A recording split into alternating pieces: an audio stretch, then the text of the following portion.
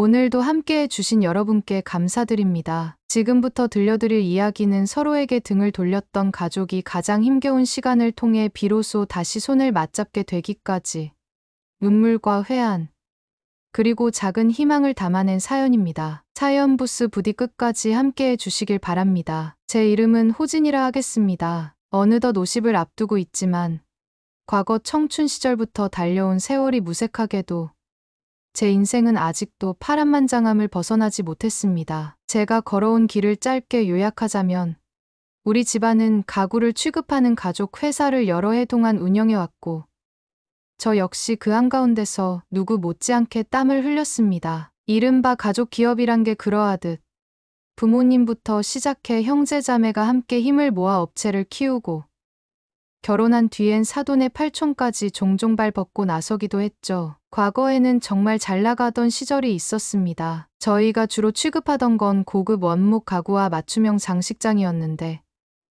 90년대 말부터 2000년대 초까지는 아파트 분양이 활발해서인지 주물량이 상당했습니다. 그때를 떠올리면 아직도 꿈을 꿨던 것만 같지요. 물론 그 시절에는 우리 가족 모두가 한 집에 살지는 않았습니다. 저를 포함해 총 3남매가 있었는데 맏형인 태환, 중간인 제가 호진, 그리고 막내 여동생 은주가 있었습니다. 부모님은 저희를 하나하나 키워냈고 결국엔 가족끼리 한마음이 되어 가구 사업을 꽃피우자라는 취지로 형이 대표 자리에 올랐습니다. 저는 영업과 납품을 전담했고 여동생 은주는 디자이너로서 새로운 트렌드를 반영하는 데 이바지했죠. 그야말로 삼각편대처럼 잘 굴러가던 시절이 있었습니다. 집안 어른들은 너희 셋이 이렇게 합심하니 앞으로 10년, 20년은 걱정 없겠구나 하고 흐뭇해했습니다. 대체 언제부터인가 일이 어긋나기 시작했습니다. 처음엔 큰 갈등이라기보다 작은 잡음이 끼어들었습니다. 예컨대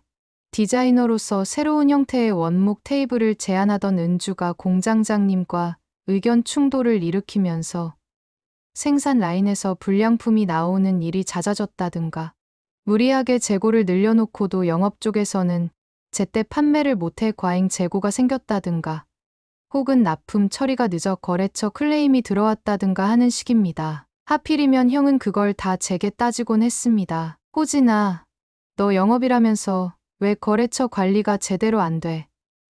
그러니까 납품 관련 문제도 내가 해결해 줘야지. 이러면 제가 또 형, 나도 사람인데 일손이 부족하잖아. 은주도 공장 쪽에서 제안만 하지 말고 생산 라인이랑 소통을 강화해 줬으면 좋겠어 하고 받아치기 일쑤였죠. 은주는 은주대로 불만이 쌓인 모양이었습니다. 나는 디자인 하나 잡기도 숨이 막혀. 가구라는 게 단순히 나무를 깎아내는 게 아니라 재질이나 트렌드에 맞춰 변형하고 그에 맞는 공정을 설계하는 게 중요하다고. 그런데 오빠들이나 공장장님이 이번엔 단가가 안 맞는다. 원자재값 부담이 크다. 디자이너, 머릿속만 믿고 갈 순 없다 하고 보수적인 태도를 보이면 결국 누가 제안해도 흩어지고 마니 내가 무슨 의욕이 생기겠어. 이런 식으로 푸념을 했습니다. 저는 그렇다 해도 우리가 무작정 새 트렌드만 고집할 순 없잖아. 장기 재고로 남으면 누가 책임져 라며 한마디 거들었고 그러다 보면 은주와 말다툼이 생겼습니다. 형은 그 와중에 갈등 조율을 해줘야 하는데 자꾸 어느 한쪽 편만 드는 기색이 보였죠. 그나마 한동안은 우리가 서로 어느 정도 참고 양보하면서 회사 자체는 외형을 계속 유지했습니다. 때로는 고급 아파트 단지에서 단체로 식탁 세트나 장식장을 맞춰 주문해 주기도 했고 새로운 건축 현장에서 모델하우스용 가구를 납품하기도 했습니다. 월말 정산 때 매출이 꽤 괜찮게 잡혀서 그래도 힘들어도 우리가 함께하니 이 정도는 버티는구나 하며 안도한 적도 있습니다. 그 시점엔 사실 저나 은주나 각자 결혼의 가정을 이루고 있었으므로 가구 회사의 수익이 집안 경제 전반에 큰 영향을 미쳤습니다. 저희 아내도 회사 격리 업무를 도와주곤 했고 은주의 남편 역시 공장 쪽 일손이 부족할 때 occasionally 투입되었습니다. 회사가 우리 가족의 전부이자 생존수단이었던 셈입니다. 그렇다 보니 작은 문제 하나에도 예민해지는 건 어찌 보면 당연한 일이었을지 모릅니다. 어느 날은 납품 일정이 갑자기 변경되어서 저는 거래처로부터 내일 아침까지는 물건이 도착해야 하는데 뭐가 문제냐고 호통을 들었고, 공장 측에서는 납품 트럭을 모래로 맞춰놓고 준비 중이었는데 갑자기 하루 앞당기라고 하면 어떡하냐며 발을 동동 굴렀습니다. 저는 낑낑대며 새벽까지 인력들을 닥달해 겨우 작업을 마쳤지만 그 과정에서 공장장님이나 은주와 한바탕 언성을 높이는 소동이 벌어졌죠. 다음 날 형이 그 얘기를 듣자마자 애초에 호진이가 거래처 스케줄을 확실히 확인했어야지. 왜 막판에야 날짜 바뀐 걸 알아?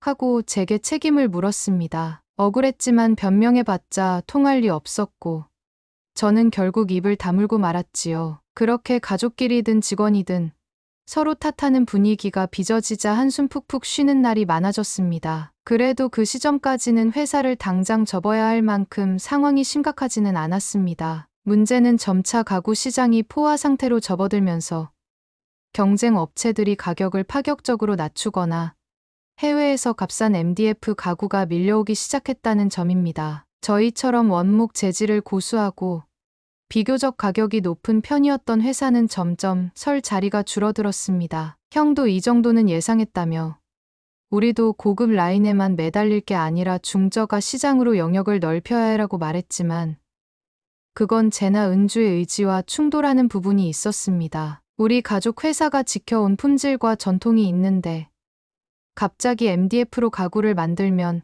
정체성을 잃는 거 아니냐는 저나 은주의 주장과 그렇게 고집만 부리면 몇 년 못 가서 시장에 떠밀려나라는 형의 절박함이 충돌했습니다. 이 와중에 경기는 나빠지고 재고는 쌓이고 재무 상태가 악화되면서 가족들 사이에선 이전보다 훨씬 더 심각한 갈등이 일어났습니다. 저는 영업으로 나가면 그 회사?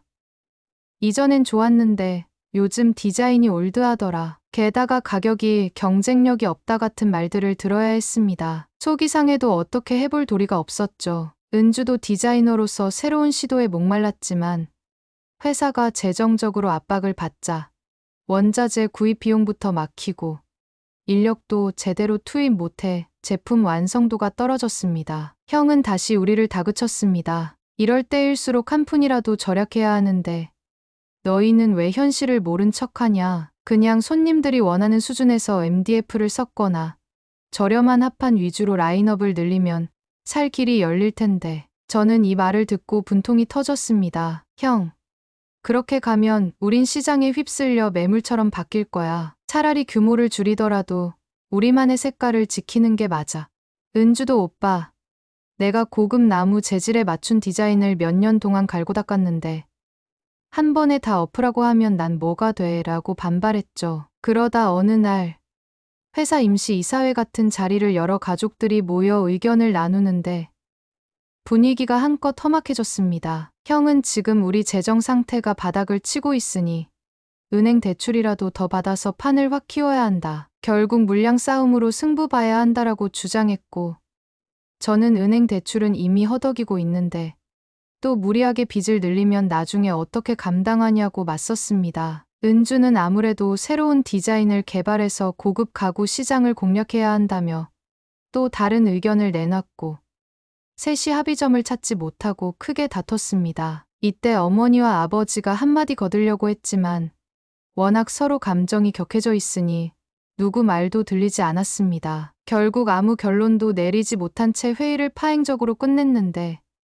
그 이후로 며칠간 회사 분위기가 말 그대로 얼어붙었습니다. 직원들도 사방에서 눈치만 봤습니다. 대표인 형이 사장 행세를 해가며 여러 가지를 지시하지만 영업팀이 제 구실을 못하면 또 영업 쪽이 문제구나 하고 뒤에서 수군대고 디자이너인 은주가 공장 라인에 지시하는 걸 보고 또 새로운 디자인 시킨다고 원자재만 낭비하게 생겼어라며 억지스러운 불평을 늘어놓는 이들도 생겼습니다. 가족이 함께 사업하면 좋은 점도 많지만 이렇게 분위기가 틀어지면 회사 전체가 껍데기만 남는 느낌이었습니다. 제가 더 간과할 수 없었던 건 장부를 살펴볼 때마다 자금 흐름이 눈에 띄게 나빠지고 있다는 사실이었습니다. 더 이상 작은 문제들이 아니라 회사 존폐가 걸린 심각한 순간이 다가오고 있다는 불안감이 엄습했죠. 그 즈음부터 형은 노골적으로 제게 너 영업 능력이 그렇게 떨어진다면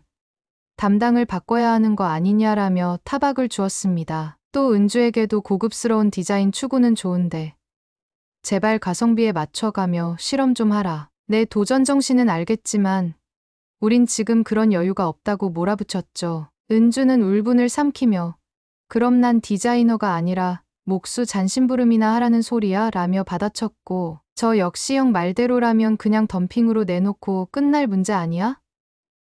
그러면 회사 정체성이 뭐가 남아?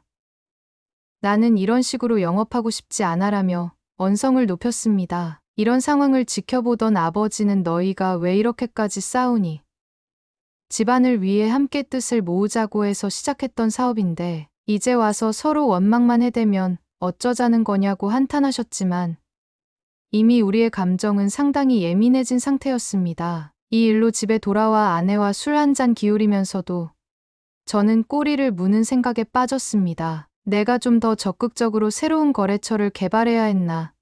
아니면 형 말대로 중저가 라인을 넓혀보는 게 맞았나 하고요. 하지만 한편으론 그래도 우리가 꿈꾸던 회사는 이런 값싼 가구가 아니라 오래 써도 흐트러지지 않고 품격을 지키는 그런 가구를 만드는 게 목표였는데 하는 아쉬움이 있었습니다. 가족끼리 뜻이 맞으면 세상 무서울 게 없다고 생각했던 시절이 있었는데 이제 그게 무너지는 게 아닌가 싶어 마음이 씁쓸했습니다. 아내도 오빠, 나도 격리를 맡아보니 회사 돈이 빡빡한 건 알지만 그래도 형님이나 은주 씨랑 한 번 더 진솔하게 대화해봐. 이대로 서로 갈라지면 모두가 힘들어질 거야 라고 조언했습니다. 저는 나도 대화하고 싶지. 근데 이미 마음들이 다들 다쳐버린 것 같아라며 답답함을 토로했습니다. 며칠 뒤 가족회의가 또 열렸습니다. 이번엔 아버지, 어머니, 형, 은주, 저 그리고 각각의 배우자들까지 총출동했습니다. 가구 사업이 곧 우리 생계이자 미래였으니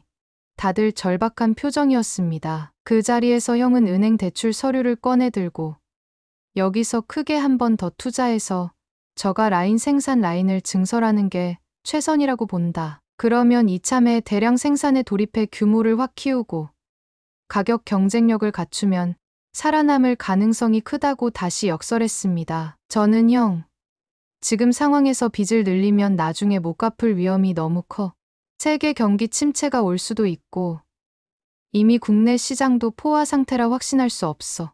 괜히 중저가에 뛰어들었다가 더 큰 업체들에게 먹힐지도 모른다고 맞섰습니다. 은주는 나는 고급 브랜드를 지키되 디테일을 보강하고 소량 생산으로 프리미엄 이미지를 강조하는 식으로 가야 한다고 생각해. 가구 시장이 싸게만 팔면 다 되는 게 아니잖아라며 또 다른 의견을 냈습니다. 아내나 은주의 남편, 그리고 부모님도 각각 한두 마디씩 보탰지만 결국 셋의 의견이 제대로 합쳐지지 못했습니다. 결국 회의는 감정 싸움으로 치달아 형이 버럭 소리를 지르며 그래, 그럼 책임 못 지겠으면 둘 다 회사를 나가든지 난 내 방식대로 할 테니 반대만 하고 앉아있으면 뭐가 달라지는데 라고 하고 은주도 울음을 터뜨리며 내가 너희 오빠들 때문에 꿈을 포기해야 하냐. 차라리 내가 회사 정리하고 다른 데 취직할래라고 받아쳤습니다. 저는 황당함 속에 우리 집안 망치자는 거냐.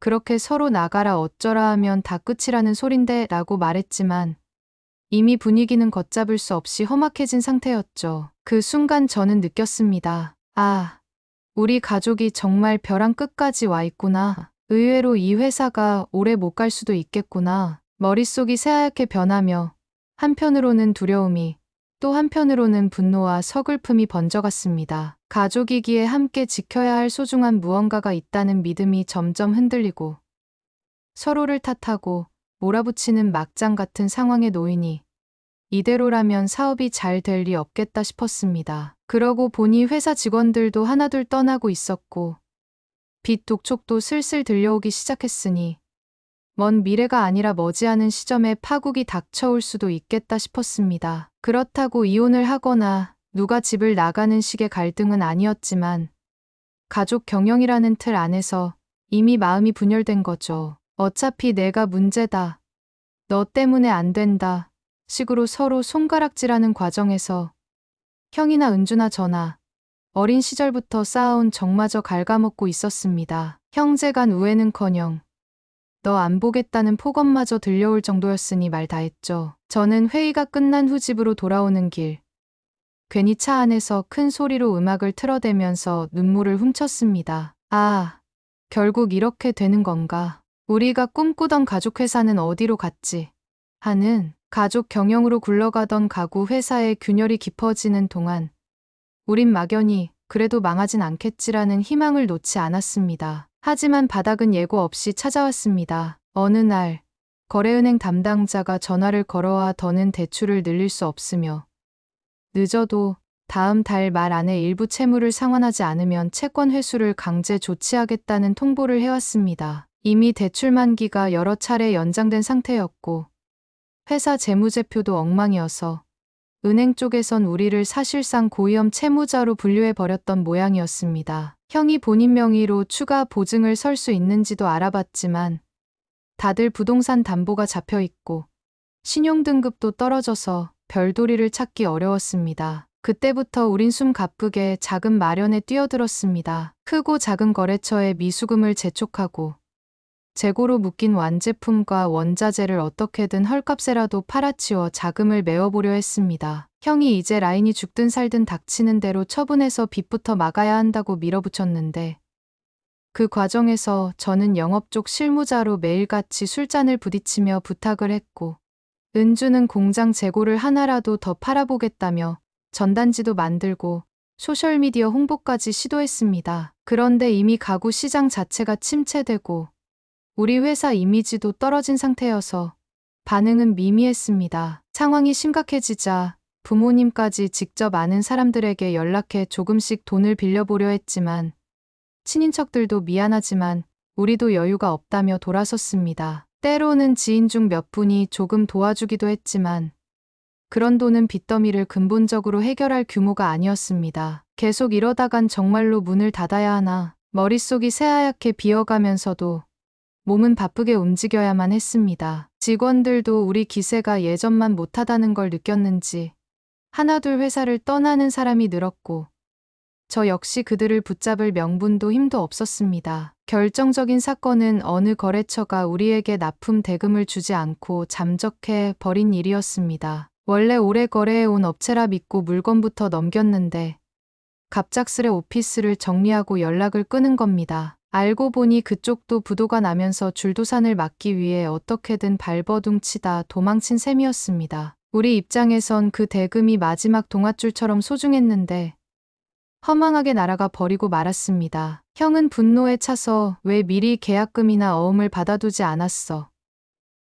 호진이 내가 영업이면서 어떻게 이런 일을 방치한 거냐라고 저를 몰아붙였습니다. 저도 애초에 절차상 요구할 건 했지만 상대가 오랜 파트너 관계라는 걸 믿었으니 이렇게까지 될 줄은 몰랐습니다. 억울하고 분하긴 마찬가지였는데 형은 그런 제 속사정 따위 헤아릴 여유가 없었고 이제 남은 길은 거의 없다며 절망감을 토해냈습니다. 은주는 또 다른 관점에서 저를 탓했습니다. 오빠, 영업이면 새로운 거래처도 발굴하고 리스크가 보이면 미리 대처했어야지. 늘 알아서 잘 될 거다라고 말만 하더니 결국 이렇게 된 거잖아. 그래서 내가 중저가 라인 업그레이드 하자거나 디자인 바꿔서 새 고객층을 잡자고 했을 때 소극적이었던 게 화근이야. 저는 들끓는 속을 간신히 누르며 은주야.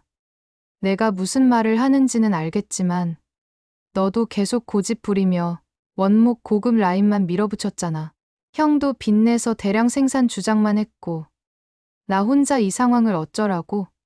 하고 받아쳤습니다. 서로가 서로를 탓하는 말은 더 이상 이성적 토론이 아니었습니다. 분노와 한풀이 그리고 씁쓸함이 뒤섞인 말다툼이었죠. 그러던 어느 날 한밤중에 형한테서 전화가 왔습니다. 형의 목소리는 한층 거칠었고 이러다 진짜 파산하겠다. 내가 개인 빚으로 막아보려고 여기저기 뛰어다녔는데 안 된다. 너희도 갖고 있는 거 다 끌어와. 부모님 댁도 담보 잡아서 더 빌려보자라는 무리한 요구를 해왔습니다. 저는 너무 황당해서 지금 부모님 집까지 담보 잡으면 진짜로 부양할 길도 잃고 나중에 길바닥에 나앉을 수도 있어. 형, 그 정도까지는 하지 맙시다라고 맞섰습니다. 형은 그럼 넌 가만히 앉아서 회사 망하길 기다릴 거냐? 다 같이 힘 합쳐야 할 때 너 혼자만 몸살이는 거 아니냐고 소리 질렀습니다. 제가 반박하려 했으나 형이 전화를 끊어버리더군요. 이 일이 있고 난 후 형과는 완전히 갈라서게 되었습니다. 회사에 나가도 서로 말조차 하지 않고 필요한 전달 사항은 이메일이나 다른 직원을 통해서만 알렸습니다. 은주도 그 사이에서 갈팡질팡했습니다. 그녀는 그래도 나름 오빠들 제발 진정해. 우리 이렇게까지 등 돌리면 부모님이 얼마나 마음고생 심하시겠어라며 조율을 시도했지만 형이나 저나 감정이 이미 폭발한 상태라 간단히 수그러들지 않았습니다. 은주 또한 나도 기회가 생기면 다른 곳으로 옮길지 몰라라며 협박 비슷한 말을 했고 그 말이 제 귀에는 가족 회사에 대한 책임감 없이 자기 살 길 찾겠다는 거냐라는 식으로 들려서 잠깐 실망감도 들었습니다. 사실 그녀도 생존이 급하니 다급했겠지만요. 그 즈음 부모님이 중재를 해보겠다고 나섰는데 정작 그 중재가 독이 됐습니다. 아버지가 그래도 맏아들은 대표로서 책임감이 강하니 너희가 조금 더 형을 믿고 따라주면 안 되겠니?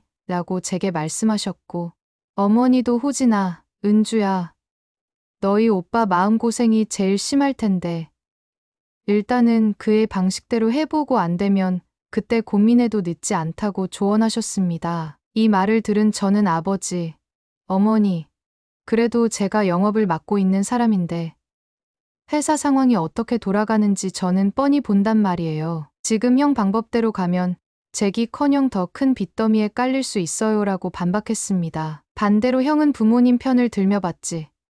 부모님도 내가 맞다고 생각하셔. 너희가 이제 나한테 무조건 협력만 하면 되라고 목소리를 높였습니다. 은주도 고개 숙인 채 아무 말도 못하다가 결국 자리를 박차고 나갔죠. 결국 우리는 극단의 선택을 하게 되었습니다. 은행에서는 더 이상 기회를 주지 않겠다며 최후 통첩을 했고 거래처 중 일부도 너희 회사 영 신뢰가 안 된다. 우리도 계약 파기하겠다는 뜻을 밝혔습니다. 돈이 말라붙으니 공장 라인 가동률은 급격히 떨어졌고 직원 임금마저 밀리게 되었죠. 그러다 급기야 형이 도저히 더 이상 끌고 갈 수 없다. 차라리 법정 관리나 파산 신청을 해야 한다고 선언했습니다. 그 순간 제 기분은 말할 수 없이 복잡했습니다. 차라리 더 버티다 큰 재앙을 맞느니 일찍 접는 게 나았을 수도 있지만 가족이 피땀 흘려 일군 회사를 이렇게 허무하게 잃어버린다는 사실이 견디기 어려웠습니다. 파산 절차에 들어가려면 복잡한 서류 작업과 관계자 미팅이 이어져야 했습니다. 형이 주도적으로 움직이는 사이 저는 영업이란 타이틀만 남은 채 멍하니 앉아 있었습니다. 은주는 대체로 출근하지 않았고 공장 라인에 몇몇 직원만 남아 최소한의 재고 처리를 돕는 상태가 계속됐습니다. 결국 우리 가족 회사 이렇게 끝나는구나. 현실감이 없었지만 동시에 회사 재정 장부를 뒤적이면서 남은 빚이 이렇게나 많아. 이걸 우리가 어떻게 갚고 살아가지? 하고 아찔해지곤 했습니다. 그리고 그 무거운 책임을 누구도 기꺼이 나눠지려 하지 않았습니다. 다들 등 돌린 채 각자 살 길을 찾으려 했고 그 찢어진 틈새 안에서 나는 더욱 망연해졌습니다. 그러다가 파산 선고 직전쯤 한 집합 미팅 자리에서 형이 노골적으로 제게 책임을 덮어씌우려 들었습니다. 솔직히 이 회사가 망하게 된 건 판매 부진, 영업 부실이 가장 큰 원인이야. 현장에서 무슨 일이 일어나는지 제대로 파악했으면 거래처 먹튀 사건도 없었을 거고 재고가 이렇게까지 쌓이지도 않았겠지라는 겁니다. 은주에게도 디자인이 독특하면 뭐해. 결국 팔리지 않으면 빚만 불릴 뿐이지. 난 다 너희를 믿고 맡겼는데 결과가 이 모양이잖아라고 퍼부었습니다. 저는 억울함에 치를 떨며 형. 지금까지 대표로서 결정 내린 건 다 형이었고 내가 주경야독하며 영업 뛰어다닌 건 무시해. 그리고 너도 빚내서 대량 생산한다며 고집 부리지 않았어. 전부가 합쳐진 결과지. 어느 한쪽 탓이 아니라는 거 몰라? 라고 소리 질렀습니다. 은주도 나보고 디자인만 탓하지 말고 원가 절감 운운하면서 생산 공정 예산은 줄였으니 제품 퀄리티가 떨어질 수밖에 없었잖아라며 격분했습니다. 그날 이후로 사실상 우리 삼남매는 서로 얼굴만 봐도 이를 갈았습니다. 특히 형과는 문자 메시지도 주고받지 않고 부모님을 매개로 해서 간헐적으로 소식만 전했지요. 은주도 공장을 그만두고 다른 디자인 스튜디오를 알아보는 중이라는 말을 어머니를 통해 전해 들었습니다. 저는 속으로 이러면 정말 끝인가 보네라고 자조할 뿐이었습니다. 한 집에서 자라난 피부치들이 어쩌다 이렇게까지 앙숙처럼 변했나 싶어 기막히고 서글펐습니다. 파산 선고가 떨어졌을 때 저는 법원 건물 앞에 서서 하늘을 올려다봤습니다. 다 끝났다. 앞으로 어떻게 살아야 하나? 내 가정은 어떡하고 부모님은 어쩌나? 그 사이 형은 부모님 집 담보를 잡는 문제나 각종 빚 정리에 대해 제게 어떤 상의도 하지 않았습니다. 그냥 변호사와 함께 절차를 밟으면서 필요한 서류가 있으면 통보하겠다는 식이었습니다. 결국 저와 제 아내는 상심에 빠져 있었다가 지금이라도 우리가 집을 팔아야 하나, 빚을 조금이라도 갚을 방법이 있을까라는 고민으로 나를 세웠습니다. 은주 역시 돈 문제와 취업 문제를 끙끙 앓고 있다는 얘길 들었지만 서로 간 연락은 끊긴 지 오래였죠. 그런 날들이 이어지는 동안 우리 부모님은 병약해지셨고 양가의 배우자들까지도 이 집안 꼴이 왜 이래? 라며 한숨을 쉬는 날이 늘었습니다. 그렇게 회사 도산이라는 혹독한 결말을 맞으면서 우리 가족은 뿔뿔이 흩어졌습니다. 형은 당분간 채무 조정이 끝날 때까지 지인을 통해 다른 사업체에 몸을 담을 거라 들었고 은주는 디자이너로 재취업하려 이력서를 돌렸다는 소문을 전해 들었습니다. 저도 회사를 나와 실업급여를 타게 되었고 간간히 지인에게 소개받은 일자리에 지원하며 근근히 버티기 시작했습니다. 문제는 남은 빚이었습니다. 파산으로 인해 법인이 정리된다고 해도 일부 보증 책임은 대표였던 형이나 회사의 주요 지분을 가진 저와 은주에게 일정 부분 떨어졌습니다. 그 부담감 때문에 우리는 서로를 더 원망하게 된 듯했습니다. 내가 나서서 막았으면 빚이 덜어졌을 텐데라든가 내 탓에 대출을 더 쓴 거잖아라든가 하는 온갖 소문이 오갔습니다. 친척들도 묻지도 따지지도 않고 어떤 쪽 편을 드느니 서로 나무라느니 하면서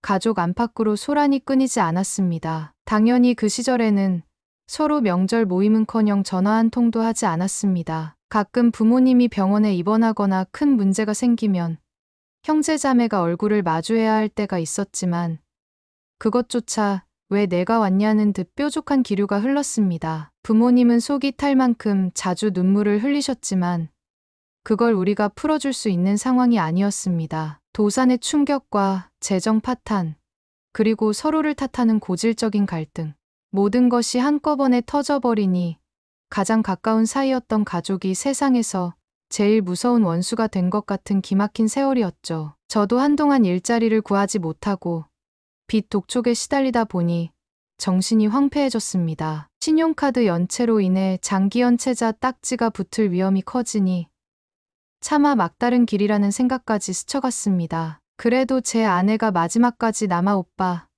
지금이라도 무슨 일이든 하자. 가구가 아니어도 우리 아직 살아있잖아 라고 손을 잡아준 덕에 완전히 무너지진 않았습니다. 그러나 가족 중 누군가가 더 힘들다는 얘길 들어도 마음 한편이 무디어져서 그동안 서로 못 잡아먹어 안달이었으면서 무슨 낯으로 다시 손을 잡겠어? 라는 냉소가인 겁니다. 지나고 보니 회사가 망했다는 사실보다 형제자매가 진흙탕 싸움을 벌이게 됐다는 게 훨씬 더 큰 상처였습니다. 가구 회사를 잃은 뒤 저는 매일같이 되뇌었습니다. 가족이란 게 이렇게 허무할 줄이야. 피부치끼리도 한순간에 등을 돌리면 남보다 못해지는구나. 머릿속엔 여동생 은주의 눈물 찢던 모습이 떠오르고 형의 비난 섞인 목소리가 아프게 맴돌았지만 정작 뭐라 연락을 해볼 용기는 없었습니다. 그들도 저와 똑같이 상처투성이일 테니 서로를 붙잡아 본들 또 한바탕 소용돌이칠 게 뻔하다고 생각했기 때문이죠. 제 아내 역시 당신 건강부터 챙겨.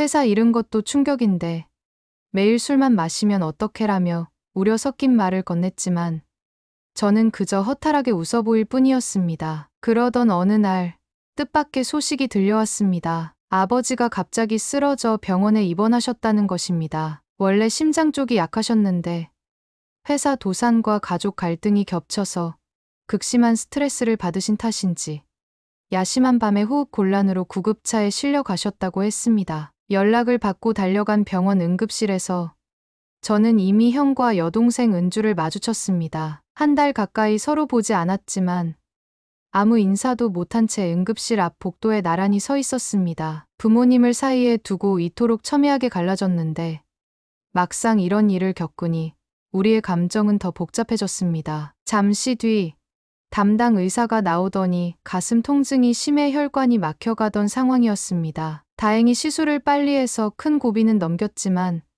재발 위험도 있고 안정을 꼭 취하셔야 합니다라며 다소 안심되는 설명을 전했습니다. 그제야 저는 굳어있던 목소리로 물었습니다. 의사 선생님, 그러면 당분간 입원을 길게 해야 하나요? 옆에서 형이 수술이 필요한 건 아니라고 하셨으니 조금만 쉬면 퇴원할 수 있는 거겠죠.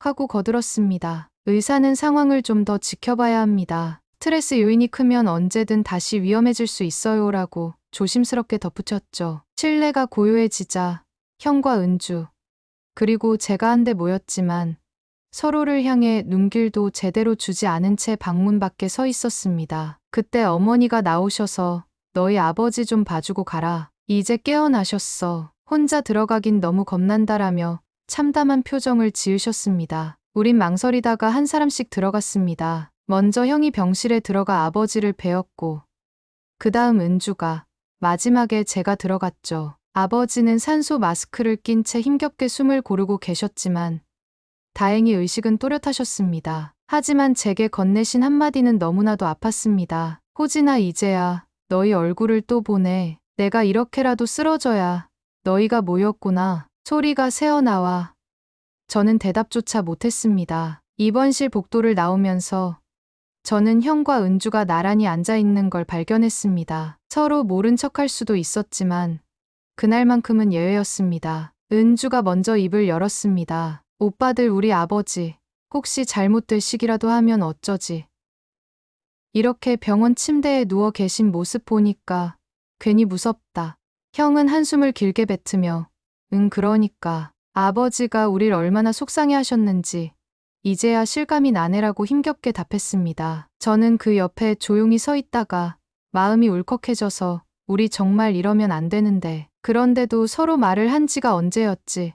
라고 중얼거렸습니다. 세 사람은 한동안 아무 말이 없었지만 묘하게나마 그 침묵 속에서 다시 대화의 문을 열고 싶어지는 묘한 감정이 피어오르는 듯했습니다. 당장 화해나 상처 봉합을 하기엔 각자의 앙금이 너무 컸습니다. 하지만 최소한 아버지가 퇴원하실 때까지는 돌아가면서 간호를 도와야 했습니다. 어머니 혼자 애쓰시기에는 무리가 많았고 입원비나 간병비 역시 우리가 분담해야 했으니까요. 그날 형이 일단 저녁 간병은 내가 맡을게. 은주, 너는 낮에 와서 교대하고 호진이는 주말이나 필요할 때 와서 같이 해주면 어떻겠니? 라고 제안했습니다. 은주가 수긍하자 저도 고개를 끄덕였습니다. 은근히 서로 이름을 부르는 것도 어색했지만 아버지 병세라는 절박한 현실 앞에 잠시 예전의 화를 거둔 셈입니다. 며칠 뒤 저는 주말 낮에 병원에 갔다가 아버지를 보조해 식사를 도왔습니다. 마침 은주가 옆에 있었는데 물수건으로 아버지 얼굴을 닦으며 이런저런 설명을 해주고 있더군요. 아버지는 상태가 조금 호전된 듯 마스크를 내리고 니들 고생 많다. 참 이럴 때 보면 피부치가 좋긴 좋구나라고 미소를 지으셨습니다. 은주가 아버지, 어서 나으셔야 해요. 그리고 절대 다시 무리하시면 안 돼요. 우리도 어쩌면라며 말을 흐렸습니다. 제가 뒷말을 잇듯 어쩌면 더 늦기 전에 뭔가 달라질 수도 있잖아. 그렇죠라고 중얼거렸고 아버지는 이해한다는 듯 고개를 끄덕였습니다. 그 한순간 예전에 가족끼리 가구 사업을 하며 웃고 떠들던 시절이 잠시나마 떠올라 마음 한켠이 찌르르해졌습니다. 하지만 병실을 나와 복도 끝 소파에 잠시 앉게 되자 은주가 무거운 표정으로 먼저 이야기를 꺼냈습니다. 오빠, 그동안 미안했어. 내가 회사 때 좀 더 일찍 현실을 봤어야 했는데 디자인 고집만 부린 것 같기도 하고, 물론 지금도 잘했다고 생각하진 않지만 그래도 내가 너무 공격적인 말만 했나 싶어. 저는 의외라는 듯 너가 왜 사과를 해. 나도 잘못 많았지. 영업에서 제때 대처 못한 건 사실이기도 하고 형이야말로 뭘 그리 고집했나 싶기도 하고 우리 다 함께 무너진 거지라고 답했습니다. 마침 근처에 형은 없었지만 은주 표정은 왠지 형과도 대화를 시도해야 하나 싶어 보였습니다. 사실 저도 형에게 섭섭함이 컸지만 아버지가 이렇게 쓰러진 뒤로는 예전처럼 앙심을 품고 있을 수만은 없다는 생각이 들었습니다. 마침 형도 부모님 댁에 들렀다 가면서 제 아내에게 내가 아무 말도 못하지만 호진이를 너무 몰아세웠던 건 아닌가 싶다. 그래도 회사 일은 다 끝났고 이제는 각자 살 길이 중요하잖아. 호진이도 취업이 잘 안 된다던데라는 말을 흘렸다고 합니다. 아내가 제게 그 얘기를 전해주며 여기서 조금만 타이밍 맞춰서 형이랑 얘기해보면 어떻겠냐고 조심스레 권유했습니다. 저는 덜컥 겁이 났지만 그래도 아버지 회복을 위해서라도 갈등을 조금이라도 줄이는 게 낫겠다 싶었죠. 그 후로 병원 간병을 교대하는 과정에서 형과 저는 자주 마주쳤습니다. 처음엔 어색하고 딱딱한 잡담을 몇 마디 주고받다가 어느 날 밤부턴가 조금씩 진솔한 대화를 틔워보려 애썼습니다. 병실에 어머니와 아버지가 주무시는 사이 복도 한 구석에 나란히 앉아서 지난날의 회사 이야기를 꺼내는 거였죠. 형이 맨 먼저 입을 열었습니다. 호진아, 그때 거래처가 먹튀했을 때 정말 나도 속이 타서 그랬어. 너 탓이 아니라는 건 알아. 그냥 화풀이를 했을 뿐이야. 근데 그걸 너도 알면서도 왜 사전에 막지 못했냐고. 내가 계속 뒤틀린 거지. 그 말에 저는 씁쓸하게 웃으며 형, 나도 영업하면서 얼마나 조마조마했는데 그냥 오랜 손님이라 좀 안심했던 게 잘못이었던 것 같아라고 답했습니다. 그러다 자연스레 대화가 이어졌습니다. 사실 대량 생산의 대출을 더 받자고 했던 거. 지금 생각해도 무모한 거였어라거나 우리 같이 타협했다면 중저가 라인이든 고급 라인이든 어느 정도 균형을 맞출 수도 있지 않았을까 같은 아쉬움이 오갔죠. 그때 형이 작게 한숨을 쉬며 지금이라도 어쩔 수 있다면 다시 가구 일을 하고 싶긴 해. 근데 현실은 너무 빠듯하다. 빚이 많아서 신용등급도 엉망이고 할 수 있는 게 뭔지도 모르겠다고 털어놨습니다. 저는 비슷한 심정이었습니다. 나도 막막해. 회사가 없어지니 내가 할 줄 아는 건 가구 영업밖에 없다 싶더라. 근데 요즘 누가 원목 가구를 사나? 다 온라인에서 MDF로 맞추거나 저가 수입 품목 찾고 이야기를 나누는 내내 서로의 한숨이 길게 퍼졌습니다. 그래도 이 어두운 대화 속에서 우린 둘 다 한 가지를 공감하고 있다는 걸 느꼈습니다. 그래도 언젠가는 다시 일어나야 한다는 마음이었죠. 사업이든 다른 일이든 포기만 할 순 없었습니다. 며칠 뒤 아버지가 겨우 퇴원을 하시게 되었습니다. 물론 완쾌가 아니라 가정에서 요양하며 주기적으로 병원에 다니셔야 했지만 병원 생활보다 조금은 편안해지셨죠. 그 과정에서 형, 은주, 그리고 저 세 남매가 번갈아 가정 간호를 돕겠노라 약속했습니다. 은주도 디자인 스튜디오에 면접을 다니고 있지만 당분간 아버지 곁을 지키는 게 우선일 것 같아라며 회사 재취업 시점을 늦췄습니다. 저는 형에게 당장 취업도 안 되고 알바 정도만 하고 있는데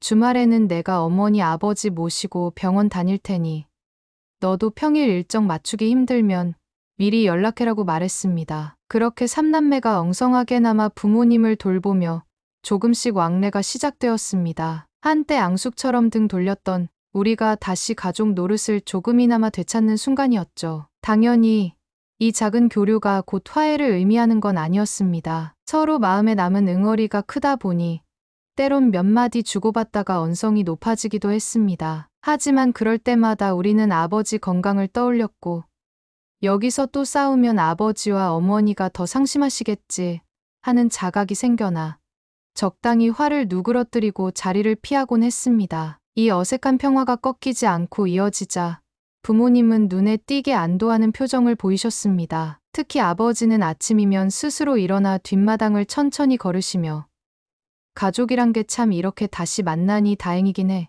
늦었지만 아직 늦은 건 아니겠지라고 중얼거리곤 하셨죠. 그러던 어느 오후 생각지도 못한 전화 한 통이 집으로 걸려왔습니다. 예전에 우리가 거래했던 건축 관련 업체 대표님이었는데 이미 회사가 도산했다는 소식을 들으시고도 혹시 납품 기한이 급한 가구가 있냐며 연락을 주신 것이었습니다. 형이 집에 오셨을 때 받은 전화였는데 상대방은 사실 우리 쪽도 예전 같지 않아 규모는 작아졌는데 그래도 주문은 조금씩 들어온다. 이번에 지역 문화센터에 원목 서가를 납품해야 하는데 시중에서 다 MDF나 합판을 쓰더라. 그래도 난 오래 쓸 가구라면 제대로 된 원목이어야 한다고 생각하거든. 근데 요즘 가구 공장들 중에 믿을 만한 곳이 마땅치 않아서라며 수줍게 의중을 흘린 겁니다. 형은 우리가 회사가 다 정리돼서 이젠 공장이 없고 인력도 없는데요라고 난처함을 드러냈습니다. 대표님은 그래서 혹시 파산 전에 인맥이 남아있지 않나 싶어서 원목 통나무 자재 공급선을 알고 있다던가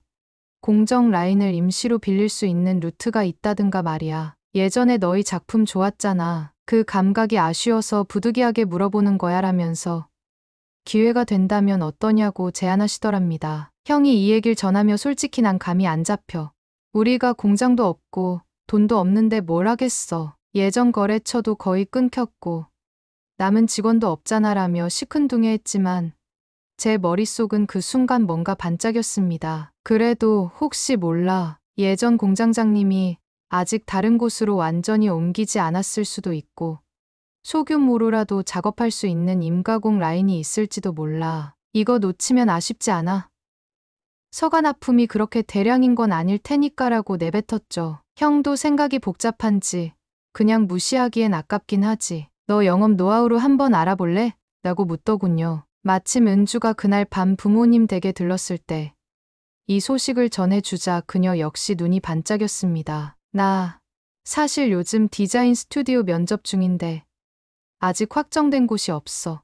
근데 서가 디자인이라면 내가 자신 있어. 옛날부터 원목 책장 쪽은 자료도 많이 모아놨거들라며 들뜬 목소리를 냈죠. 부모님 앞이라 우리가 괜히 혈기 넘쳐 보이지 않을까 싶었지만 숨길 필요도 없었습니다. 아버지가 그 얘기를 듣고 그게 정말이면 제발 한번 시도해봐라. 너희가 힘합쳐 뭔가를 만들 수 있다면 그거야말로 기적 아니겠냐며 반색하셨거든요. 물론 현실은 어려움 투성이었습니다. 공장을 접었기 때문에 가공할 기계가 없었고 자금을 마련할 대출 여건도 좋지 않았습니다. 게다가 이미 우리 셋 다 다른 일을 알아보는 상황이라 시간을 얼마나 투입할 수 있을지도 불투명했습니다. 하지만 역설적으로 가구를 만들던 경험만큼은 우리한테 남아 있었습니다. 특히 형과 저는 오랫동안 거래처와 생산 인맥을 쌓아왔고 은주는 디자인 설계에 강점이 있으니 소규모 프로젝트 정도는 어떻게 발로 뛰어서 해결할 수 있지 않을까 싶었습니다. 이는 곧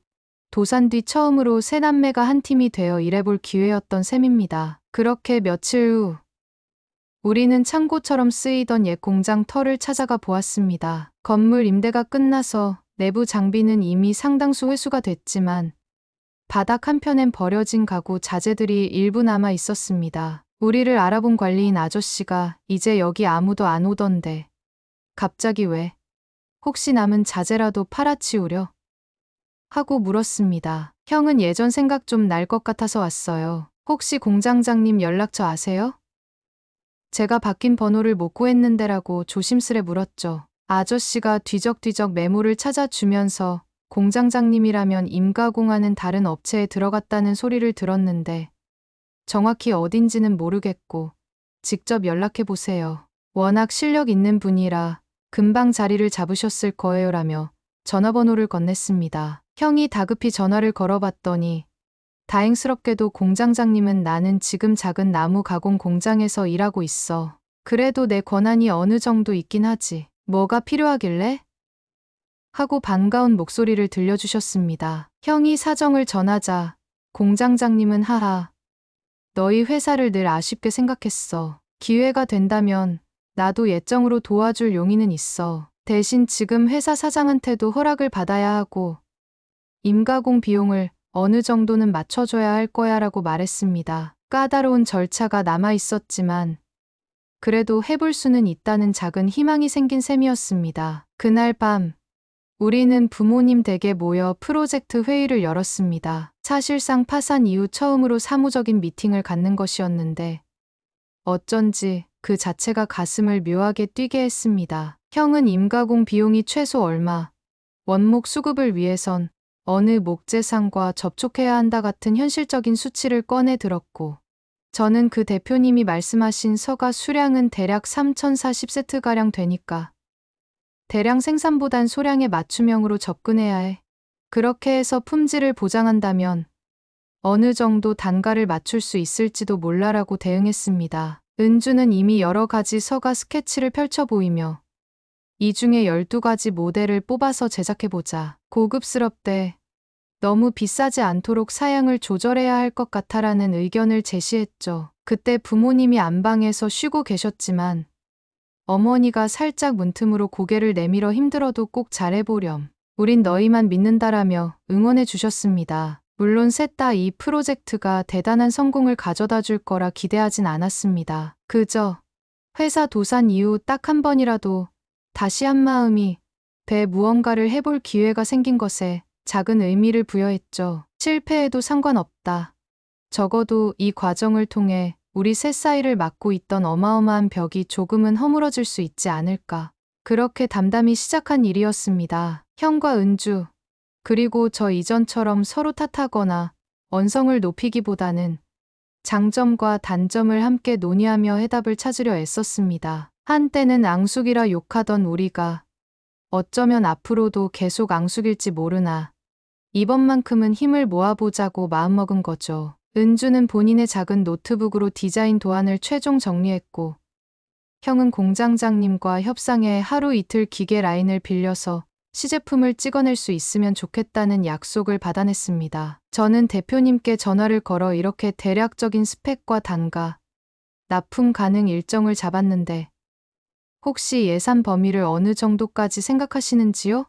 라고 문의를 드렸고, 대표님이 긍정적인 뉘앙스를 줘서 한껏 기운이 났습니다. 뭔가 놀랍도록 착착 맞아들어가는 기분이었죠. 물론 중간중간 작은 차질은 있었지만 우리는 그때마다 서로에게 화내기보다 일단 해결책부터 찾아보자며 상의를 했습니다. 그 모습이 12년 전에 우리가 맞나 싶을 정도로 사뭇 달라 보였습니다. 그렇게 우리는 시제품 1차 생산에 돌입했고, 실제 원목 소재를 구입해 깎아내는 과정에서 옛 감각이 되살아났습니다. 은주가 현장에 나가 직접 치수를 점검하고 형이 공장장님과 대화하며 작업 순서를 맞춰갔습니다. 저는 완제품이 되자마자 대표님을 모시고 와서 현장을 안내하며 이게 우리가 생각한 서가 디자인입니다. 수납 용도나 배치 동선에 따라 높이를 조절할 수도 있습니다라고 설명했죠. 대표님은 역시 예전에 하던 실력이 녹슬지 않았네.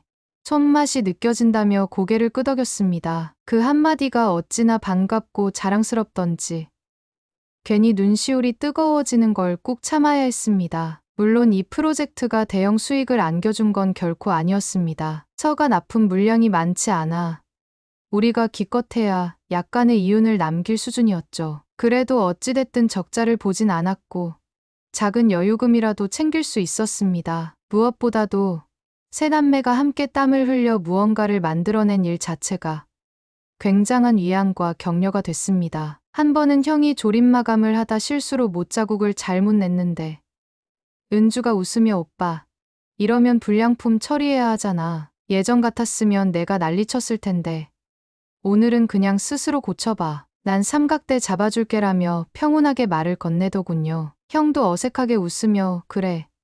나도 예전엔 사소한 걸로 울컥했지. 미안했다. 이제 괜찮냐?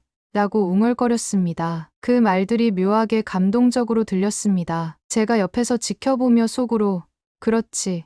우리도 이렇게 대화를 할 수 있었는데 왜 그땐 못했을까 하고 아쉬움과 안도감을 동시에 느꼈습니다. 결국 서가 납품을 마친 뒤 대표님은 결과물이 무척 마음에 든다. 고객들도 반응이 좋으면 앞으로 작은 규모라도 계속 의뢰하고 싶다고 의사를 밝혔습니다. 형과 은주, 그리고 저, 셋 모두의 얼굴에 오랜만에 환한 웃음이 번졌죠. 저녁이 되어 우린 부모님 댁 식탁에 둘러앉아 간단한 축하 자리를 마련했습니다. 형이 잠깐 자리에서 일어나더니 선반 위에 있던 소주 한 병을 들고 와서 따라주었습니다. 다들 수고했어. 비록 큰 돈은 아니지만 그래도 다시 한번 힘을 합쳐 뭘 해냈다는 게 참 놀라워. 그 말에 은주가 오빠, 이제 사업을 다시 시작할 거야? 라고 물었고 형이 고시하듯 아니 아직은 잘 모르겠다. 빚도 많고 재기하려면 준비가 더 필요할 거야. 그래도 혹시 기회가 주어진다면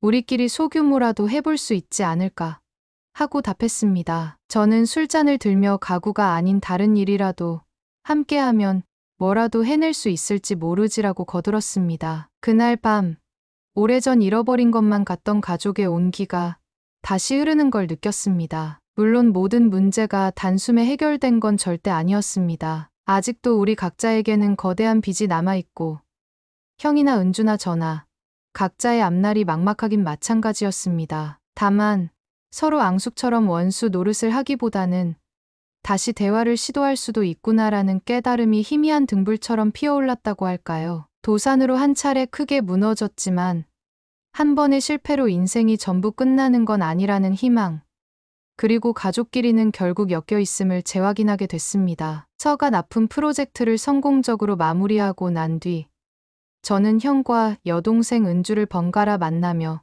작게나마 새로운 가능성을 타진했습니다. 애당초 거창하게 사업 재기를 논한다기보다 우리 셋이 조금이라도 협력할 수 있는 일이 있을까 살펴보자는 마음이 컸지요. 각자 부담되는 빚과 채무 문제, 그리고 당장 생활비를 벌어야 하는 현실에 발목을 잡혀 있었지만 한편으로는 가족끼리 마음만 맞으면 다시 무언가를 할 수 있지 않을까라는 막연한 희망도 떨치지 못했습니다. 형은 앞서 말씀드렸듯 은행 대출과 파산 절차에서 적자는 대표 책임을 지고 있었기에 신용등급이 크게 떨어져 있었습니다. 그래서 대형 자본이나 대출을 받기는 사실상 불가능했죠. 은주는 디자인 회사 몇 군데에 지원하며 프리랜서 방식으로 일러스트나 가구 렌더링 작업을 맡아 소소한 수입을 올리고 있었습니다. 저 역시 본격적인 취업은 잘 안 돼서 지인 소개로 주간에는 판매직 아르바이트, 주말에는 또 다른 배달 일을 뛰는 식으로 근근히 생계를 이어갔습니다. 겉보기엔 셋 모두 밥이 흩어져 사는 듯했지만 부모님 댁에 들러 아버지 건강을 돌보는 문제나 가끔 생기는 작은 프로젝트를 어떻게 진행할지 의논하는 문제로 꾸준히 교류하고 있었죠. 그러던 중 놀라운 일이 생겼습니다. 예전에 우리가 VIP 고객으로 모시던 한 은퇴 교수가 부드러운 목소리로 연락을 주셨습니다. 옛날에 너희 집안에서 맞춤 가구를 제작해 줬는데 아직도 너무 만족하며 쓰고 있어. 특히 식탁 세트가 참 고급스럽고 튼튼했거든. 근데 내 후배가 운영하는 시골 별장이 하나 있는데 그 별장에 딱 어울리는 원목 테이블을 찾고 있다더군. 혹시 너희가 만들 수 있겠나? 교수님은 이미 회사가 도산했다는 걸 알고 계셨지만 그래도 너희가 쌓은 노하우는 어디 안 갈 테니 작은 물량이라도 한번 맡아주면 좋겠다며 의뢰 의사를 내비치셨습니다. 저는 처음 이 말을 듣고 망설였습니다. 우리에겐 제 기능을 갖춘 공장도 충분한 인력도 없었으니까요. 하지만 몇 달 전 서가를 만들 때처럼 소규모 임가공 설비와 우리 셋의 경험만 갖고도 어느 정도는 해낼 수 있지 않을까 싶었습니다. 게다가 이번엔 별장용 테이블이라는 특수성이 있어 디자인 면에서 재미있는 시도를 할 수도 있겠더군요. 은주가 이 소식을 듣고는 바로 내가 테이블 디자인 많이 찾아봤어. 시골 별장이라면 자연스러운 느낌이 중요하잖아. 요즘은 라탄이나 콘크리트 소재랑 결합하는 식도 있는데 아무튼 적극적으로 해보고 싶어 라며 의욕을 보였습니다. 형 또한 최근엔 공장장님이 새로 옮긴 임가공 업체에서 조금씩 외주를 받고 있는 모양이니 분명 협의할 수 있을 거야 하고 긍정적으로 반응했습니다. 그렇게 우린 다시 한데 모여 원목 테이블 의뢰건을 놓고 흥분 속에 작전 회의를 벌였습니다. 문제는 결국 비용 문제였습니다. 디자인에 따라 원자재가 달라지고 마감재도 제각각이니까요. 별장 주인은 특별히 아끼진 않지만 그래도 말도 안 되게 비싸면 곤란하다는 입장이었습니다. 형이 주판을 튕기며 원목 중에서도 서가 때처럼 소프트 우드를 쓰면 내구성 문제는 없을까? 아니면 하드 우드로 가자니 공인비가 만만치 않을 텐데 라는 걱정을 내비쳤고 은주가 별장이라고 꼭 소프트 우드 쓸 필요는 없어. 그래도 약간 견고함이 있어야 오랫동안 쓸 거잖아라며 다른 의견을 냈죠. 저는 둘 사이를 중재하듯 이번엔 우린 큰 이유는 기대하지 말자. 다만 좋은 결과물을 만들어서 다시 한번 우리 실력을 인정받는 쪽이 더 중요해라고 제안했습니다. 결국 비교적 튼튼하면서도 가공이 쉬운 너도 밤나무 비치 계열을 골랐고 상판을 조금 두툼하게 처리해 자연스러운 나뭇결을 살리는 디자인으로 방향을 잡았습니다. 은주가 시뮬레이션 도안을 만들어 교수님께 보여드렸는데 그분이 이야, 예술적이네. 이 정도면 별장 주인도 만족할 거야 라며 흡족한 반응을 보였고 별장 주인 역시 맘에 든다는 연락을 주셨습니다. 우리는 다시 한번 전처럼 공장장님에게 협조를 구해 소량 생산용 라인에 끼워 넣을 일정을 잡았고 아르바이트 시간 외에 저와 형, 은주가 틈틈이 모여 같이 일하기 시작했습니다. 그렇게 몇 주간 작업을 진행하면서 우린 자연스레 더욱 팀처럼 움직이게 됐습니다. 낮에 각자 할 일을 마치고 밤이나 주말에 모여 공장장님이 있는 작업장에 가서 사포질이며 마감 처리를 손수했지요. 어쩌다 조금 삐끗해 일이 늦어지면 은주가 동그랗게 눈을 뜨고 이러면 또 초과금이 들 텐데 오빠들 얼른 서둘러 라고 말하곤 했습니다. 형은 못자국에 스테인 얼룩이 생길까봐 세심하게 체크했고 저는 납품 일정표를 꼼꼼히 확인하며 교수님과 별장 주인에게 중간 보고를 올렸습니다. 땀은 났지만 신기하게도 그 땀방울엔 예전 회사 다닐 때의 피로감이나 분노가 아닌 묘한 뿌듯함이 묻어났습니다. 작업 막바지에는 형이 갑작스레 공장장님, 예전에 공장 돌릴 때 우리가 놓쳤던 부분이 뭔지 요즘 다시 깨닫게 되네요. 그땐 대량 생산, 대출 확대, 재고 압박 이런 데 치우쳐서 실제로 가구 한 점 한 점에 얼마나 손길이 들어가는지는 잘 몰랐던 것 같아요. 이제야 좀 알겠어요라고 털어놓았습니다. 그 말을 들은 은주도 맞아. 나도 그때 디자인만 추구했지. 실제 생산 과정의 어려움을 간과했어. 조금만 소통했어도 서로 상생하는 길을 찾을 수 있었을 텐데라며 한숨을 쉬었습니다. 저 역시 크게 공감하며 그때 우리가 좀 더 겸손했다면 어땠을까 싶다. 지금이라도 알게 돼 다행이긴 하지만 하고 중얼댔죠. 작업장을 가득 채운 나무향을 맡으며 우리는 어쩐지 깊은 반성을 나누게 되었습니다. 결국 별장용 테이블은 무사히 완성돼 납품까지 마쳤고 결과는 아주 훌륭했습니다. 별장 주인께서 직접 나무를 손으로 쓰다듬으며 이 결이 정말 아름답고 견고하네요. 예전엔 그냥 인테리어 업체에 맡겼는데 이번엔 진짜 제대로 만든 가구를 받는 기분이라 만족스럽습니다라고 감사 인사를 건넸습니다. 교수님 또한 무척 기뻐하셨고 적잖은 칭찬과 함께 예전처럼 대기업으로 키워보는 건 힘들겠지만 난 너희가 이렇게라도 장인을 지향하면 언젠간 또 기회가 오리라 믿는다. 이왕이면 브랜드 비슷하게 만들어 봐라며 웃으셨습니다. 물론 두세 번의 소규모 프로젝트가 곧 생계를 완전히 회복시켜주는 건 아니었습니다. 하지만 큰 수입을 기대하지 않았던 만큼 적어도 약간의 순이익을 남길 수 있었고 무엇보다 형제자매가 힘을 모아 하나의 결과물을 낼 수 있다는 자신감을 얻었습니다. 한때는 앙숙이 되어 욕설을 퍼붓고 등 돌리며 원수처럼 살았는데 이제는 의기투합해 마감 시간까지 같이 밤을 새울 정도니 우리 스스로도 놀라울 지경이었습니다. 그리고 이 타이밍에 부모님께서 작은 깜짝 제안을 해오셨습니다. 너희가 이렇게 소규모로 작업을 이어간다면 혹시 우리 집 뒤쪽 창고를 개조해 임시 작업장으로 써볼 수 있지 않을까 하는 말씀이었습니다. 원래 부모님 댁 뒤뜰에 창고처럼 쓰이는 건물이 하나 있었는데 내부가 낡긴 했어도 기계 몇 대 놓고 간단한 작업을 하는데 무리는 없을 듯 싶었습니다. 은주가 이 얘기를 듣고 가만히 실측하더니 큰 기계 장비는 무리겠지만 간단한 조립이나 사포질, 도색 같은 공정은 가능하겠네요라고 평했습니다. 형은 잔뜩 기대에 부푼 표정으로 만약 여기를 미니 공방처럼 바꿔서 가구 의뢰나 작은 소품 제작 같은 걸 받으면 어떨까?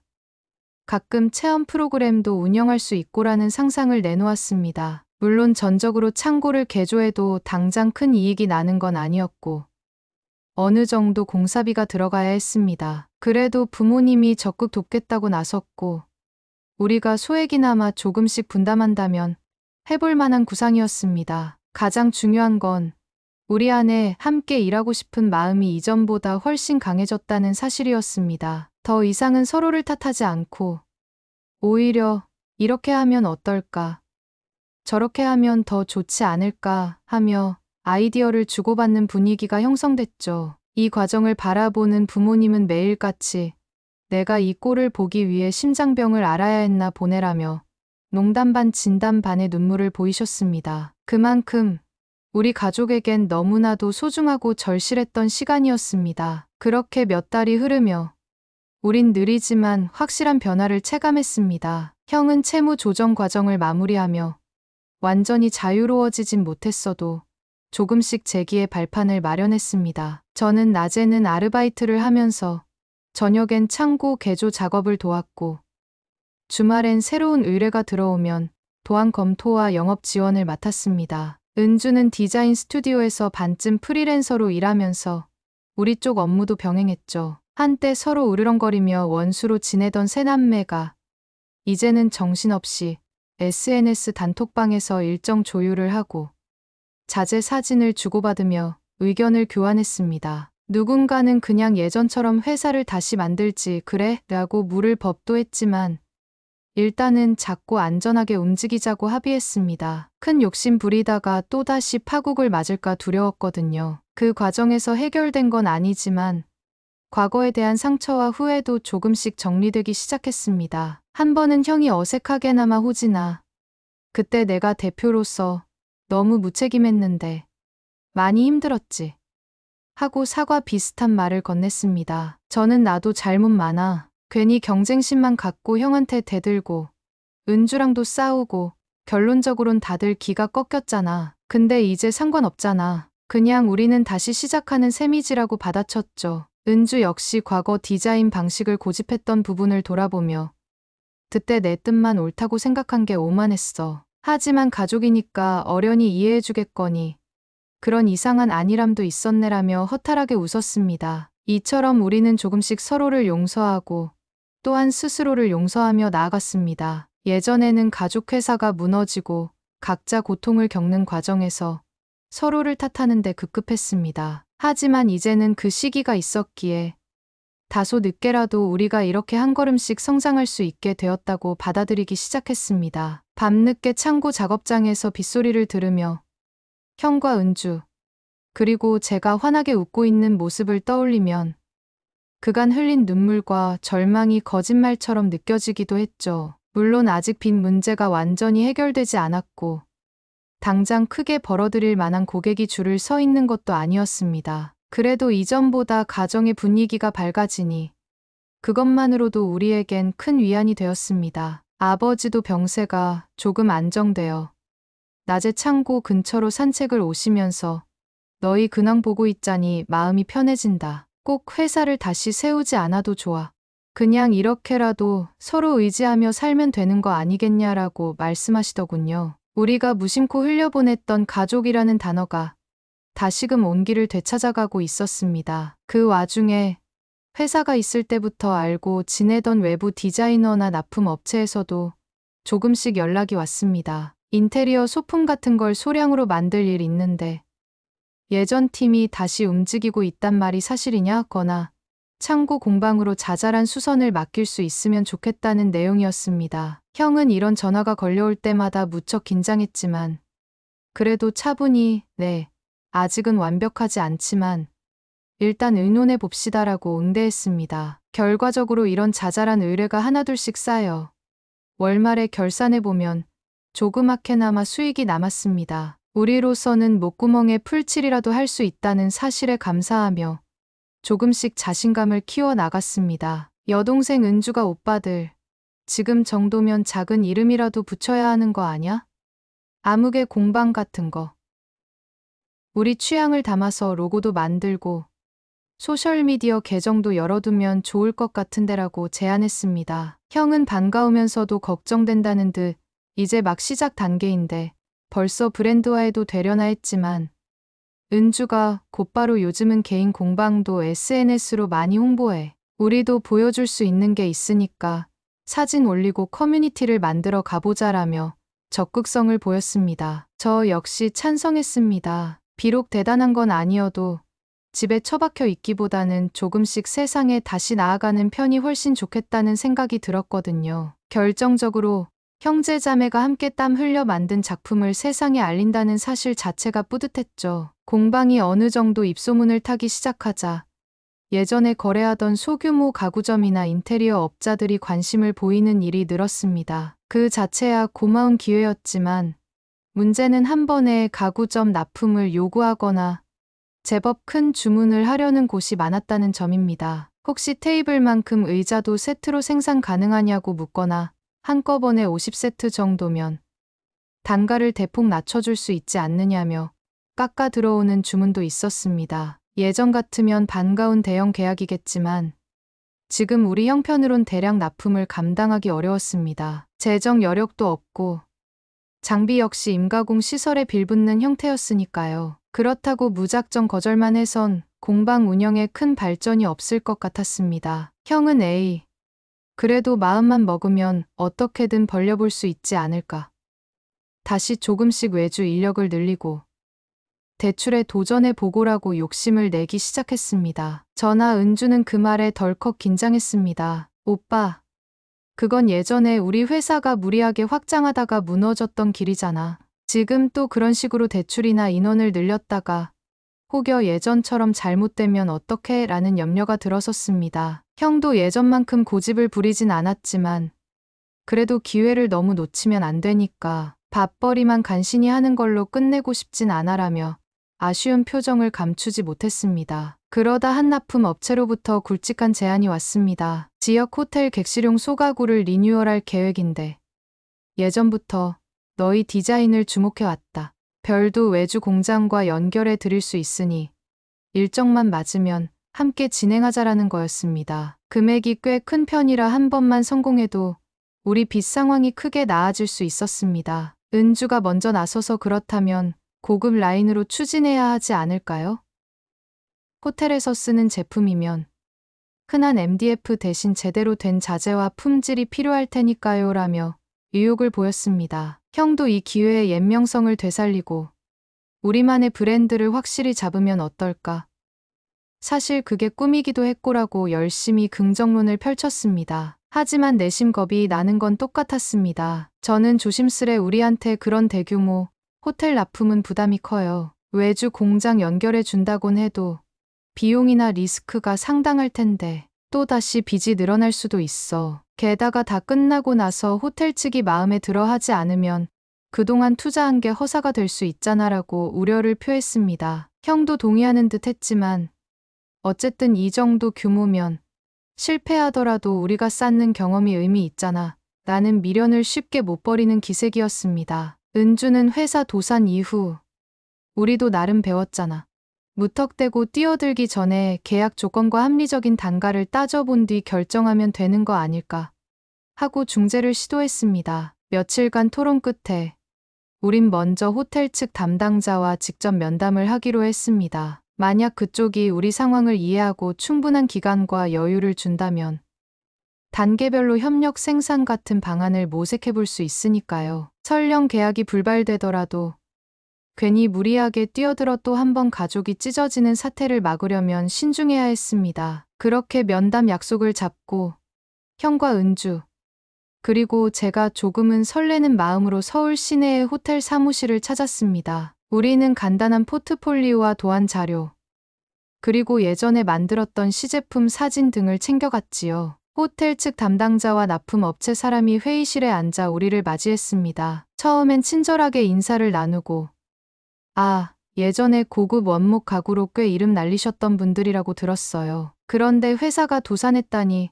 좀 안타깝네요라며 뼈있는 농담을 건네기도 했습니다. 우리는 머쓱해하며 지금은 작은 공방 형태지만 여전히 진짜 나무를 다루는 감각만큼은 지키고 있다고 대답했죠. 이어 은주가 전담해 디자인 자료와 시뮬레이션 이미지를 보여주었고 그쪽에서도 오, 이건 참 멋지네요라며 어느 정도 관심을 표했습니다. 그런데 문제는 구체적인 계약 조건으로 넘어갔을 때 터져 나왔습니다. 호텔 측 담당자가 대략 200여 객실에 들어가는 소형 테이블과 의자 세트, 그리고 부분적으로 침대 헤드나 콘솔 같은 것도 교체할 계획이 있는데 전체 물량이 적지는 않을 거예요. 일정을 3개월 내로 맞출 수 있을까요?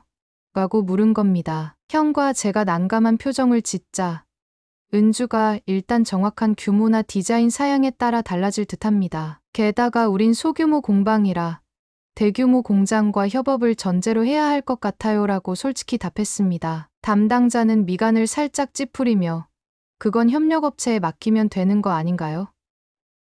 귀사가 디자인과 품질만 책임지면 되는 거 아닌지라고 묻더군요. 형이 한숨을 길게 뱉으며 문제는 그 협력업체 비용이 상당하다는 겁니다. 우리가 대기업처럼 자본을 갖고 있지 않으니 협력업체도 미리 일부분은 선결제를 요구할 가능성이 높아요. 그리고 원자재 구입비도 만만치 않고요. 그러자 납품업체 사람이 끼어들어 그럼 의뢰 입장에서 성금 지급을 좀 해드리면 될까요? 다만 거기서 생산 일정이 지연되거나 품질 미달이면 문제가 커지겠지요? 하고 양해를 구했습니다. 대규모 거래인 만큼 서로 조율해야 할 부분이 많았습니다. 결국 서너 시간가량 미팅이 이어졌고 우리는 호텔 측 요구사항과 우리의 한계를 솔직히 털어놓았습니다. 결과적으로 상대가 요구하는 단가와 납품 일정이 쉽지 않을 뿐 아니라 생산 과정에서 생길 수 있는 돌발 변수가 너무 크다는 결론에 도달했습니다. 게다가 계약서 초안을 보니 납기 불이행 시 커다란 페널티가 붙고 품질 클레임이 발생하면 수리비용 전액을 우리가 부담해야 하는 독소 조항도 있었습니다. 한마디로 대기업이나 탄탄한 업체라면 모를까. 이제 막 재기를 꿈꾸는 우리에겐 지나치게 무거운 리스크였습니다. 면담이 끝나고 셋이 회의실 밖으로 나왔을 때 표정들이 모두 복잡 미묘했습니다. 형은 아쉬운 듯 에휴. 저 계약만 따내면 우리 빚도 많이 줄일 수 있었을 텐데. 역시 인생이 쉬운 게 없네라며 허탈해했습니다. 은주는 그러게. 규모가 커지니 확실히 어려움이 많아.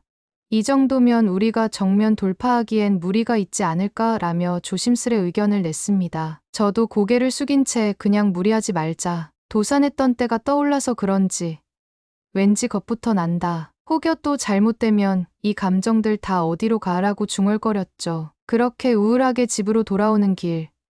우리는 어느 정도 마음을 정리했습니다. 우리 스스로 아직 대규모 프로젝트를 감당할 만한 준비가 안 돼 있다는 사실을 수용하자는 것이었죠. 한동안 해소되지 않았던 형의 욕심도 이번 일을 계기로 조금 사그라드는 듯했습니다. 그래.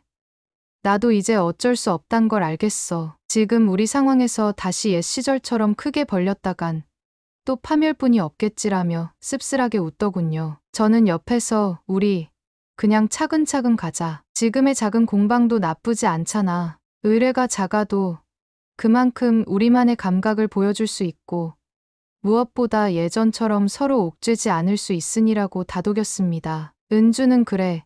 언젠가 준비가 더 되면 그때는 충분히 도전해봐도 늦지 않을 거야. 지금은 아직 가족끼리 상처가 다 아문 것도 아니고 우리 빚도 다 해결 못했고 욕심 부리지 말자라고 덧붙였습니다. 신기하게도 그날 이후 우리는 느긋함이 생겼습니다. 더 이상 빚 빨리 갚아야 해라는 강박관념에 쫓기기보다는 마음 편히 작은 일부터 소화하며 서서히 덩치를 키워보자는 쪽으로 자연스레 방향이 잡혔습니다. 창고 공방을 조금 더 정비하는 데 집중하고 새로운 디자인을 시도하거나 동네 주민 대상 목공 체험 클래스 같은 것도 구상해보는 시기였죠. 누군가는 왜 이렇게 미적거려? 젊을 때 승부수를 걸어야지라고 할 수도 있겠지만 우리는 이미 한번 크게 무너져 본 경험 덕에 속도보다 지속을 더 중시하게 됐습니다. 막상 이렇게 마음을 바꾸니 서로 다투는 일도 눈에 띄게 줄고 웃으며 일하는 날이 많아졌습니다. 아버지를 중심으로 어머니까지 합세의 간식을 만들어 오시는 등 공방이 어느덧 우리 가족이 총동원된 공간으로 자리 잡아갔습니다. 예전에 도산 직전까진 일과 가족의 경계가 모호해 불화가 커졌는데 이제는 오히려 그 경계가 살갑게 느껴졌습니다. 작업이 힘들어 잠깐 쉬러 나오면 마당에서 아버지와 어머니가 커피를 내려주며 "너희 식사 챙겨 먹어야 한다. 저녁에 같이 앉아 수다 떨자고 초대해 주시니 서로 마음이 더욱 단단히 이어지는 기분이 들었습니다. 물론 이 상황이 세속적으로 대단한 성공을 의미하진 않습니다. 여전히 우리는 빚도 완전히 갚지 못했고 소규모 의뢰만으로 풍족한 수입을 얻는 것도 아니었습니다. 그래도 도산 당시 서로를 갈갈이 찢어놓았던 그 독한 감정이 거의 사라졌고 형과 은주 그리고 저는 비록 참혹한 실패를 겪었지만 그 덕분에 이제 좀 더 성숙하고 단단해질 수 있었다는 쪽으로 생각을 정리하게 됐습니다. 그리고 그런 변화를 통해 얻은 결론이 바로 우리는 결국 가족이라는 명제였습니다. 한때는 앙숙처럼 으르렁대고 아버지를 병상에 몰아넣고 부모님의 가슴에 못을 박았던 우리가 다시 손을 맞잡고 가구를 만드는 기적 같은 모습을 펼치고 있으니 세상에 이보다 극적인 반전이 또 있을까 싶었습니다. 열게 되었습니다. 그간 소규모나마 여러 의뢰를 무사히 마무리한 기념과 또한 아버지가 건강을 크게 회복하신 것을 자축하는 자리였죠. 저녁 무렵 공방 근처 야외 테이블에서 모기향을 피워놓고 형이 구해온 저렴한 와인과 아버지가 준비한 돼지고기 수육을 곁들여 다 함께 식사를 했습니다. 붉은 노을이 깔린 하늘 아래 우리 얼굴엔 땀과 나무 먼지가 조금씩 묻어 있었지만 환한 웃음이 만연했습니다. 은주가 이런 날도 오네. 예전엔 상상도 못했잖아. 우린 절대 다시 모이지 못할 거라 생각했는데라며 기쁘게 웃었고 형은 하하. 맞아. 언젠가 너랑 서로 욕하면서 죽어도 형제 안 할 거라고 막말도 했지. 근데 지금은 이게 다 저 나무들 덕분인가 라고 농담을 건넸습니다. 아버지는 술 한 모금을 삼키고 눈가를 손수건으로 닦으며 말씀하셨습니다. 너희가 아버지를 울리긴 또 처음이네. 내가 너희들 때문에 울고 웃는 게 이제는 자랑스럽다. 실패하더라도 끝까지 안 망한다는 걸 서로 보여줘서 우리 집안이 다시 살아나는 거구나. 그 말을 듣고 저도 모르게 코끝이 찡해져서 아버지 손을 잡았고 어머니 역시 눈물을 글썽거리며 그만하자. 다들 울기 전에 기왕이면 즐거운 파티로 마무리하자라고 하시더군요. 우리는 서로의 잔을 다시 채우며 말없이도 전해지는 가족의 온기를 깊이 느꼈습니다. 어쩌면 이 이야기를 듣는 분들 중에는 그런다고 모든 빚이 없어지거나 또다시 실패할 가능성이 사라지는 건 아니지 않느냐고 현실적인 의문을 제기할 수도 있습니다. 물론 맞는 말입니다. 인생은 늘 예측 불허이고 가족이라 해도 언제든 갈등이 재점화될 수 있으니까요. 하지만 저는 이제 다르게 생각합니다. 그래도 가족이기 때문에 결국은 다시 마음을 열고 화해할 여지가 열리지 않겠는가. 두려움이 엄습해도 우리는 이미 한번 바닥을 경험했고 그 바닥에서 서로를 붙잡아 일어서는 법을 배웠습니다. 혼자였으면 쉽게 포기했을 수도 있지만 가족이라는 울타리가 다시금 회복되니 어려운 결정을 내릴 때도 함께 고민하고 버틸 힘이 생겼죠. 작은 공방을 중심으로 새로운 시작을 준비하는 모습으로 결을 맺게 됩니다. 여러 우여곡절과 논쟁이 여전히 남아있을 테지만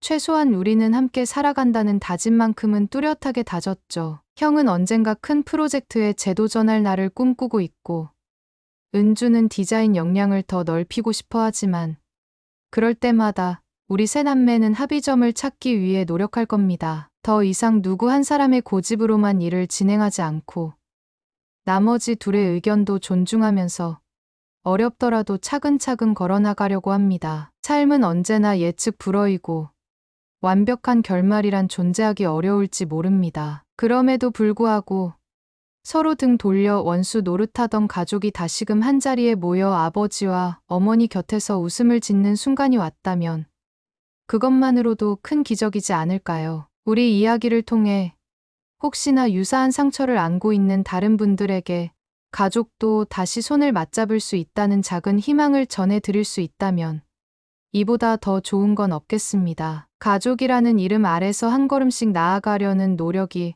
결코 헛되지 않는다는 사실을 이 사연을 통해 느끼게 되었습니다. 부디 우리 청취자 여러분께도 따뜻한 위로와 용기의 메시지로 전해지길 바랍니다. 사연 부스는 늘 여러분의 이야기를 기다리고 있습니다. 기쁨이든 슬픔이든 인생의 어느 단면이든 솔직히 털어놓고 싶은 사연이 있으시다면 주저 말고 전해주세요. 오늘 하루도 평온한 하루 되시길 바라며 저는 이만 인사드리겠습니다. 감사합니다.